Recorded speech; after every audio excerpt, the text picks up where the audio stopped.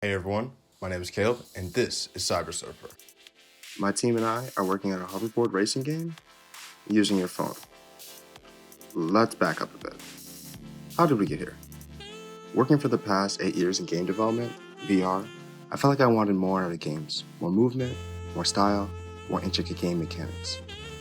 So as time went on, I started working on projects that started enabling more movement and interaction in games and also applications. One day at college, a professor in discrete mathematics class showed us multiple types of controllers that could be used in games. One stood out to me. The professor put a boogie board on top of a medicine ball thingy.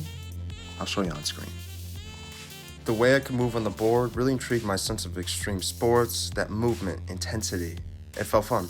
So I started working on a VR version of CyberSurfer with an amazing team and friends. We created one of the most interactive controllers to date, allowing users to control the in-game hoverboard by the soles of their feet.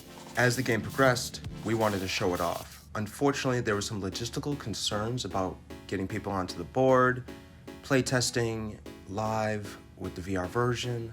Ultimately, the problems are money and distribution. To make CyberSurfer more accessible, we turned to our mobile phone version. Used as an internal development tool, mirroring the same controls as our physical apparatus, it would allow us to bring the game to players. We brought it out to a local event, and something stood out to me that someone said. Who doesn't have a phone? At that point, I knew CyberSurfer was an ecosystem. Rather than just VR, we could create a desktop version as well. We still want to pursue our VR controller, but pivoting to our mobile version allows us to move quicker to build our product, which is our movement and input system. Scope3 can easily outpace our team if we don't scale our product correctly. Let's get into it. What is CyberSurfer at its core? CyberSurfer is inspired by the movement from Sonic Riders, the tricks and goofiness from SSX, the multi-combo skill floor from Skate, and the pure rush from Need for Speed. As a racing game, we want to strive for intricate map design, allowing for multiple paths to the finish line. With that in mind, CyberSurfer is currently a single player, as we focus in on the board movement and balancing the core aspects of racing in a multi-level racing map. We plan to work on multiplayer in the future, so the game becomes more intense, battling other racers with your hoverboard. So development so far, we have hoverboard movement, world interactables, an input system, we added a character, and hoverboard abilities. To control the in-game hoverboard, first you need to download the CyberSurfer mobile app, still in development. Then you will locate the in-game code shown on screen in CyberSurfer. Enter the code into the input field on the mobile app. Hit connect and you are able to lean the hoverboard forward, back, left, and right. To start the in-game hoverboard, lean your phone forward until you see a circle slider pop on the screen to show the duration before the board starts. Then, you can start zooming.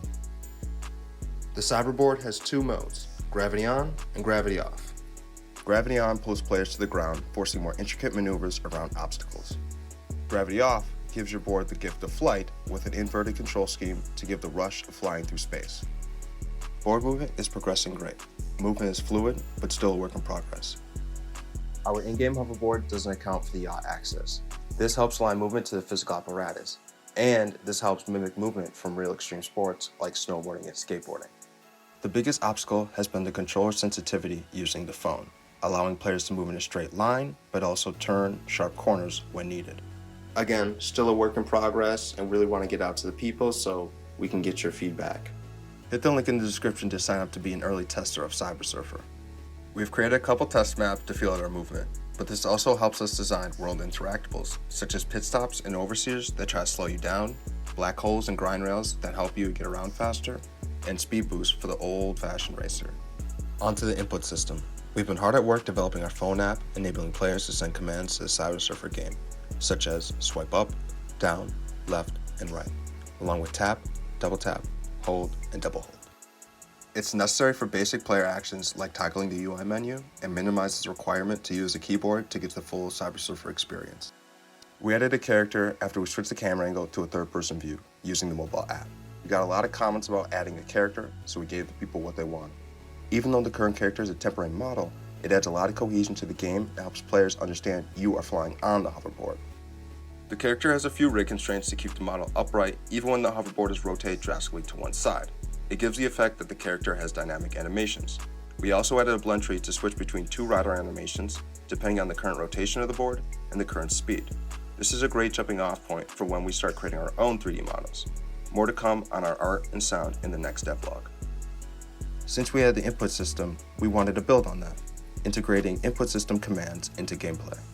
Abilities give the player a choice from pathways on the map and creating their own when needed. We've brainstormed 3 abilities: a boost forward, independent from speed boost on the ground to clear gaps, and speed past moving obstacles. The second is a boost up, akin to a jump, allowing players to access high-level areas easier. You can also jump over sections to cut down your time. We want to assure players this doesn't mean you need this ability to access high-low areas. Restricting areas to certain abilities feels cheap and unfair. The motto is, it's how you use your abilities, not what abilities you use. And last but not least, we have hoverboard tricks. With a couple of simple rotation animations, you are now able to perform skate-like moves in the air. The inspiration came while watching a Skate 3 montage video and decided to full send it in our game. When you land a trick, you trigger a speed boost. It's awesome to see the character dynamic animations, hoverboard movement system, and the board trick animations working together to give an action-packed glimpse of what's to come. If you have an idea for a hoverboard ability you'd like to see in the game, drop it in the comments below. We'd love to hear your thoughts. Our current goals right now are getting our mobile app to a public release and getting CyberSurfer to an early access state on Steam. Thank you everyone for watching, subscribe for more devlogs, and follow us on any social media for more updates. Better fly fast.